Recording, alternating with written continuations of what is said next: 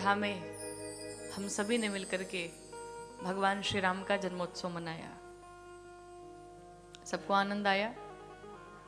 कितना कितना आया? कितने किलो आया?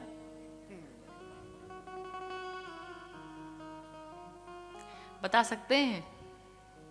नहीं बता सकते ना? ऐसे ही होता है। जो आनंद, जो अनुभव, जो खुशी इन नेत्रों को मिला, जो सत्संग से आनंद प्राप्त हो रहा है, जो आनंद इन कानों को मिल रहा है, उसे बताया नहीं जा सकता। ये सिर्फ अनुभव की बात है। सो सुख जान मन अरुकाना,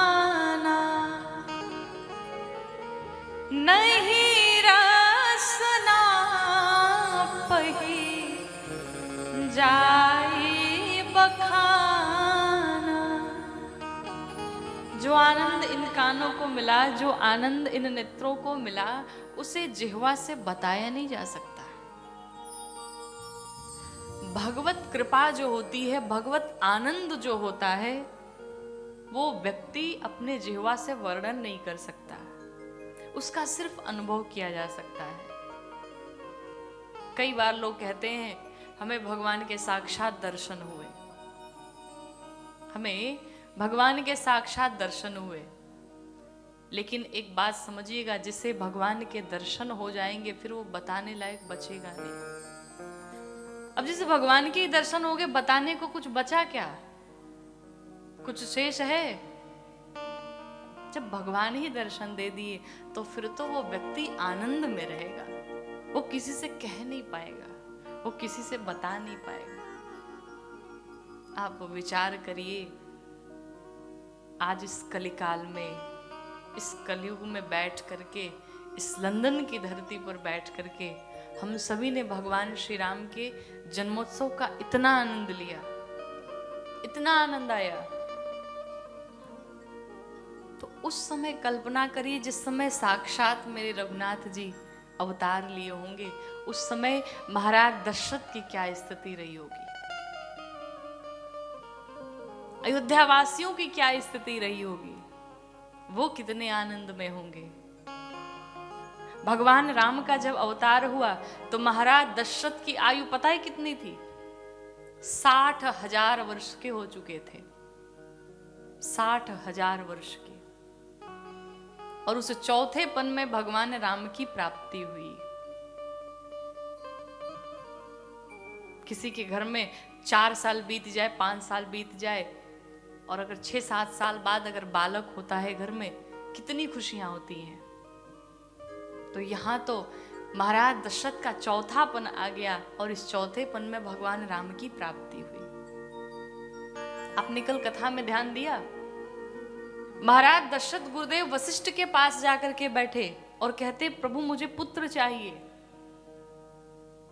एक चीज ध्यान दीजिए, कोई 30, 35, 40 वर्ष का व्यक्ति पहुंचे गुरु जी के पास और जाकर के कहे, प्रभु मुझे ऐसा आशीर्वाद दीजिए कि मुझे पुत्र की प्राप्ति हो जाए, तो बात ठीक लगती है ना? लेकिन अगर कोई 60-65 साल का वृद्ध व्यक्ति पहुंचे गुरु जी के पास और जाकर के कहे, प्रभु मुझे ऐसा आशीर्वाद दीजिए कि मुझे पुत्र हो जाए, शोभा देता है क्या? नहीं। लेकिन महाराज दशरथ गए, लेकिन महाराज दशरथ पुत्र मांगने नहीं गए। वो तो एक बहाना था, क्योंकि महाराज दशरथ पूर्व जन्म में मनु जी थे और उन्हें आशीर्वाद दिया था भगवान ने कि मैं आऊंगा। और जब पूरा जीवन बीत गया, चौथेपन में आ गए, तो महाराज दशरथ विचार करते हैं कि मेरा जीवन ऐसे ही बीत जाएगा क्या? भगवान ने जो वचन दिया था पूर्ण नहीं करेंगे? तो कहते हैं कि पुत्र के रूप में भगवान को प्राप्त करने के लिए, भगवान को मांगने के लिए महाराज दशरथ गुरुदेव भगवान के पास गए, पुत्र मांगने नहीं गए। भगवान की पुत्र कामना की एक उम्र होती, एक आयु होती है, एक अवस्था होती है। लेकिन भगवान को पाने के लिए अवस्था नहीं, आस्था की आवश्यकता होती है, जो कि महाराज दशरथ ने मांगा। आज सारे अयोध्यावासी बड़े आनंदित हैं। आप कल्पना करिए, जिस भगवान का जन्म नहीं होता, जो ब्रह्म है, जो अजन्मा है, उसका जन्म हो गया।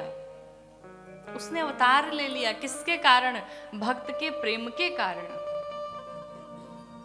प्रबल प्रेम के कारण हमने प्रभु को नियम बदलते देखा, अपना मान टले टल जाए, पर भक्त का मान न टलते देखा।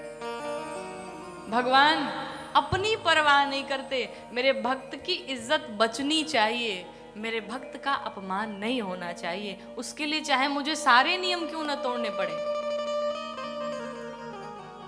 भगवान का ये स्वभाव है।